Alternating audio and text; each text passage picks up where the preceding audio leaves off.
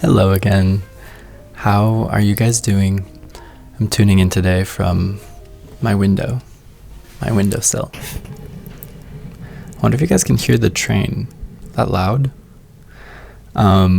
Today I thought we could have a little chat about postmodernism in architecture and interiors, of course. I have so much to say about postmodernism. I feel like as vintage furniture from the 80s and 90s is becoming more and more popular, and in general just the design language from that era, I'm seeing the word postmodern thrown around a lot and pretty wildly misused sometimes. I feel like postmodern is definitely next in line to be bastardized the same way as mid-century modern. You can go watch my video on mid-century modern design if you're interested in that. But yeah, I thought it could be interesting and fun to talk about the actual design theory behind postmodern architecture and interiors, because I get this sense that a lot of people don't totally understand what it means. And spoiler alert, I really hate postmodern design. If you've seen any of the content I make about design, that probably won't come as a surprise, but I very much dislike it. So let's talk about why. Also, just a disclaimer, postmodernism as it relates to architecture and interiors is very different than postmodernism in philosophy or literature or even art. So let's not get confused there. We're talking about postmodernism in architecture and interior design. I made like a 1-minute TikTok on this topic a few months ago, so maybe you've seen it, but I have so much to say about this that I just really kind of want to do like a deep dive YouTube video on it. So here we are. So before we get into postmodernism, I think it's really important to understand what exactly modernism is. Maybe you're new to my channel or you haven't seen all of my content, so I talk about this a lot, but I'll just briefly repeat myself. In architecture and design, modernism doesn't just refer to new buildings or even a specific style.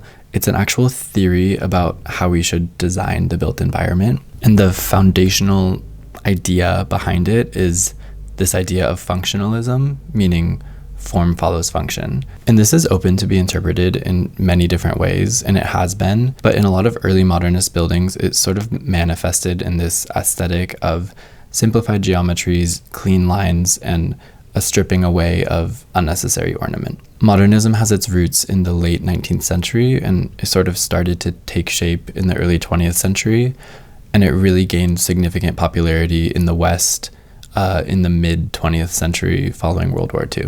I'm unashamed to say that I'm fully obsessed with modernist design theory and like fundamentally committed to the principles of modernism. And I really believe that understanding the ideas behind this movement can help us identify and analyze and maybe even improve our spaces, or at the very least we can learn from our design mistakes that we've made as a society. Because not all buildings that have been built since the rise of modernism are modern. Of course, traditional architecture that doesn't adhere to these ideals has continued to be built, but along with that, there's a lot of contemporary buildings that somebody that maybe doesn't necessarily have a design education would probably be inclined to call modern, even though they're not. I think that there's two types of buildings that could fall into that category.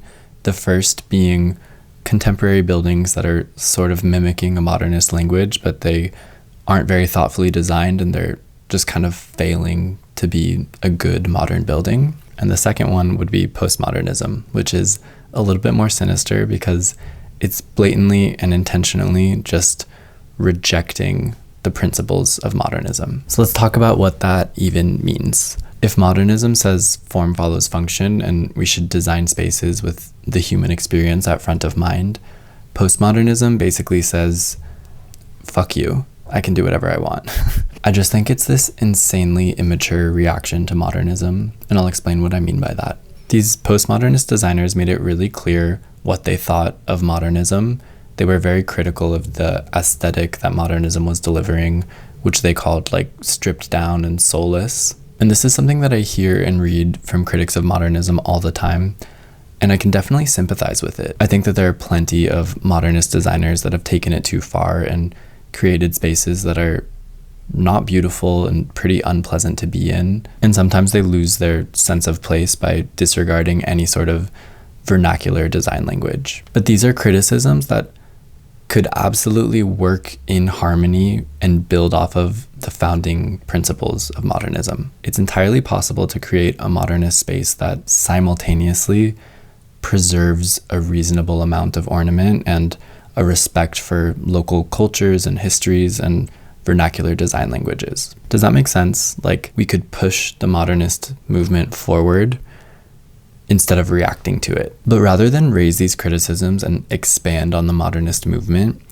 these designers just threw the baby out with the bathwater and entirely abandoned any idea of human-centered design or functional architecture and interiors. The spaces they designed are characterized by a really exaggerated use of ornamentation and fragmentation and complex geometries. A lot of these buildings have really overly emphasized facades and an almost cartoonish reference to classical architectural ornament. And of course, there's the obvious use of highly saturated color and pattern. I think the best house to look at when we're talking about postmodernism is undeniably the Venturi house by Robert Venturi, which is a house that he built in Philadelphia in the early 60s for his mother. So being in the early 60s, this was very much at the start of the postmodernist movement. And you can see a lot of the characteristics of the movement in this home. First of all, the facade is this almost like iconic shape of a house, and it's deliberately fragmented, like right down the center. And then the windows on either side of the facade are obviously intentionally asymmetrical. Throughout the home, also in the interior, there's just a huge amount of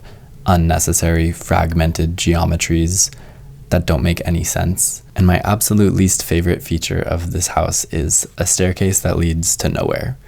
A staircase that's just there just because. I just find it all so obnoxious. Like, to me, it feels like he got so caught up in communicating this idea that he just entirely disregarded like what architecture is and what it means to design a space. Venturi really famously responded to modernist designer Mies van der Rohe's quote of "less is more" with "less is a bore," which is so snarky.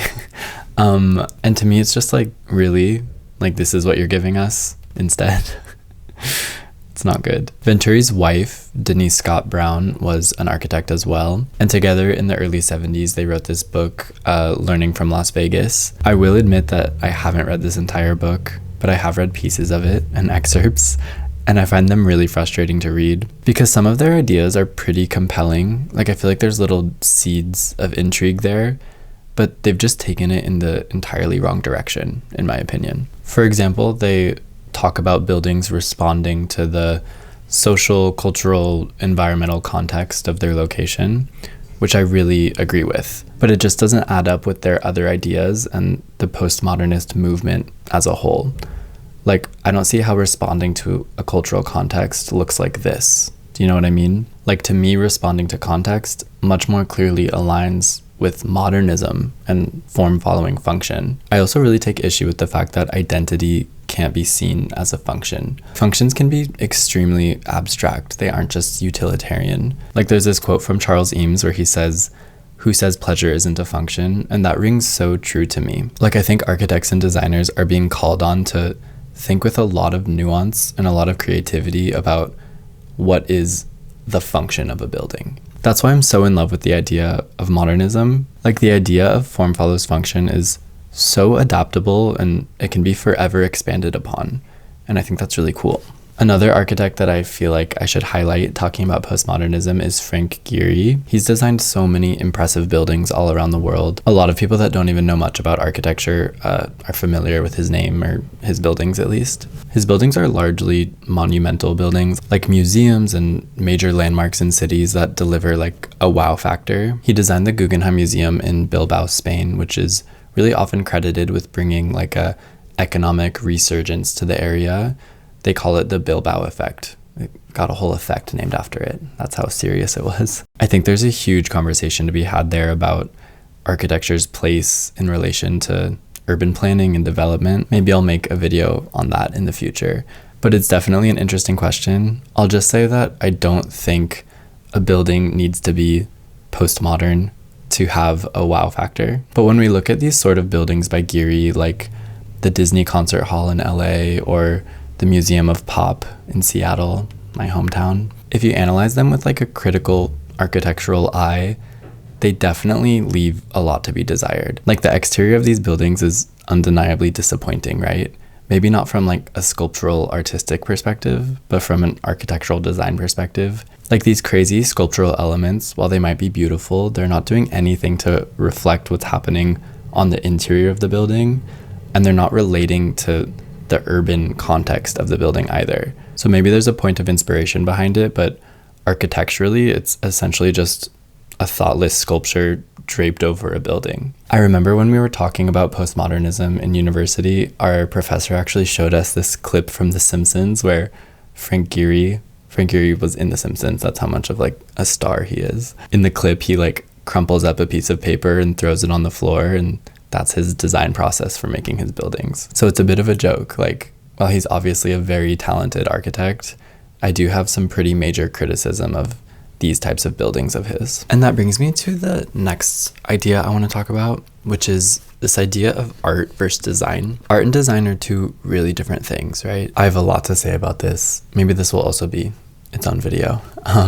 Getting a lot of video ideas. In my mind, art doesn't have any limitations. The only thing that's required of art is to elicit some sort of response from its user or viewer, right? Design, on the other hand, whether it be architecture, interiors, graphic design, product design, you name it, design is about creating something that serves a purpose. So you're working within a given set of parameters to create something of use. I don't think you can ever really call something bad art, but you can absolutely call something bad design. So for example, you might find Frank Gehry's museum beautiful as a sculpture if you're analyzing it as art, but if you're analyzing it as design, I think there's definitely an interesting discussion to be had here. I just fundamentally believe that a designer should be able to explain or defend every decision they made at every scale of their project. So when it comes to architecture and interiors, that's everything from the color and shape of the hardware in the bathroom to the slope of the roofline and how it relates to neighboring buildings. And to me, when I look at postmodern spaces and I read postmodern design ideas, it feels to me like if you asked these designers why they did something, an overwhelming amount of the answers would just be because I could. And to me, that's just not what design is. It's not good design. Architecture and the built environment is not sculpture. It's not an art installation. It serves a really important purpose, and it has a really major impact on people and society. So I think it's pretty irresponsible to approach design with this attitude. First off, I just feel like these are pretty unappealing spaces. And second, they entirely lack longevity, particularly when we find postmodernism at a smaller scale, like a lot of residential houses that were built in the 80s or 90s. This imposed ornament and these sort of like excessive, absurd geometries don't age well. They won't stand the test of time. They're just way less likely to be suitable for future uses or future occupants. And this, of course, leads to necessary renovations or worst case scenario demolitions, which obviously is not very good for the environment. Basically, my point is postmodernism and bad design in general in architecture and interiors has a pretty serious impact. So it's not to be taken lightly. And on an even smaller scale, I'm equally disapproving of postmodernist objects and furniture and products. I feel like a lot of them have become pretty trendy in the past 10 years or so. I think the quintessential piece that I want to talk about here is Philippe Starck's lemon squeezer. I think a lot of you are probably familiar with this. Philippe Starck is like a very eccentric postmodernist designer, and he designed this lemon squeezer in 1990, I think, for sure in the 90s. And he's quoted as saying, "This lemon squeezer is not meant for squeezing lemons, it's meant to start conversations," which is just really crazy to me. He had this story in his head when he created it of a newlywed couple receiving this lemon squeezer as a wedding gift, and the wife being able to use this unusual lemon squeezer as a conversation topic with her new mother-in-law. The design is inspired by a squid, and it absolutely puts form over function. It doesn't work at all. It's designed to be messy. The lemon juice like drips down the legs if you use it, and there's a bit of a joke that you're like destined to get lemon juice in your eye if you actually use it to juice a lemon. So it's actually a decorative object. It's not a lemon juicer. You just can't convince me that this isn't bad design, something that's intentionally not serving the function that it's supposed to serve just to make a statement. At the very least, it's very strange design, and I don't like it. But then again, I guess maybe the primary function of postmodernism is to make people like me angry. So maybe it's just a huge success. I don't know. But I'm really bothered by it. I do just want to make one more point that I briefly mentioned at the beginning of this video. Not every designed object from the late 20th century is postmodern. I see that postmodern is quickly becoming the next bastardized SEO term. So hopefully talking about some of these examples gave you guys a bit more clarity about what the actual theory behind postmodernism is and what makes a design postmodern. If you take one thing away from this video, let it be that postmodernism, just like modernism, is a theory about how we should design. It's not just some aesthetic. And just like something is not inherently modern because it's from the 1950s, similarly, something is not inherently postmodern just because it's from the 1980s. Postmodern buildings, furniture, products are deliberately dysfunctional, or at the very least are implementing an excessive, unnecessary amount of contemporary ornament. And that alone is how we can identify them, not just from the decade that it was designed in. So yeah, in conclusion, I guess I would just say that I think criticism of modernism and how it was and is taking shape is totally justified. I just feel really disappointed by how the postmodern design movement addressed it. Rather than improving upon modernism and expanding the ideas that were laid out by early modernist designers, they swung the pendulum the entirely opposite direction and ended up creating some really terrible buildings and spaces and objects. But yeah, I'm interested to hear what you guys think. I hope postmodernism gives you the ick as much as it gives me the ick. If not, I probably didn't explain myself very well because I feel like it's undeniably bad. But yeah, that's all I have to say for now. If you like these little design chats and you're not already subscribing, make sure you subscribe. I really love making these videos, so the support is very much appreciated. And yeah, I'll see you next week. Bye.